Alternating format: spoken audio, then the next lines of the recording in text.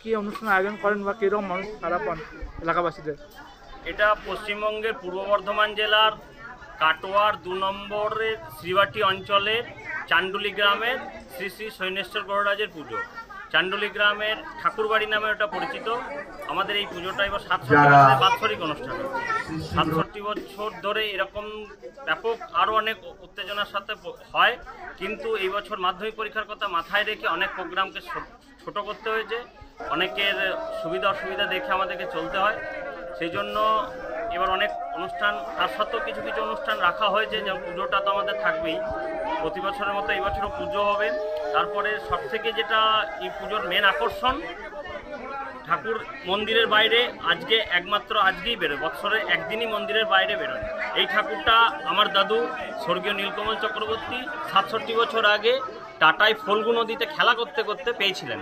তারপরে স্বপ্নাদেশের পর এখানে এসে প্রতিষ্ঠা করেছিলেন। তারপর থেকে এই পুজো কন্টিনিউ হয়ে আসছে। এখানে কি অষ্টধাতুর মূর্তিও দেখা যাচ্ছে? অষ্টধাতুর একটা মূর্তি আছে, ওই মূর্তিটি দাদু পেয়েছিলেন খেলা করতে করতে এবং স্বপ্নাদেশের মাধ্যমে।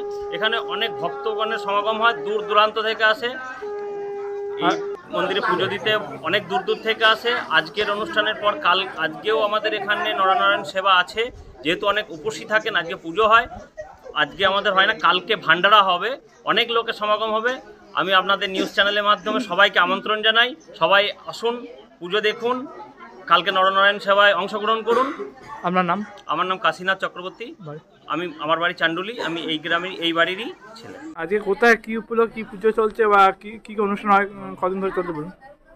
চান্ডুলি গ্রামে শ্রী সৈনেশ্বর গড়রাজের বার্ষিক উৎসব ৬৭ বছর হচ্ছে।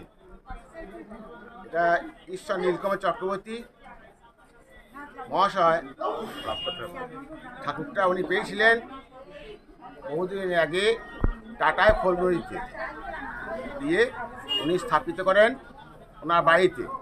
ওনার স্বপ্নই ছিল, সেই জন্য ওনার পরিবর্তে উনি তো ঈশ্বর দিয়ে রেখেছেন, আমি ওনার ছেলে সেবা করছি আজ ১৫ বছর। আমি শনিগড়ায় সেবায়িত প্রণয় চক্রবর্তী। আপনার বাড়ি? চান্ডুলি।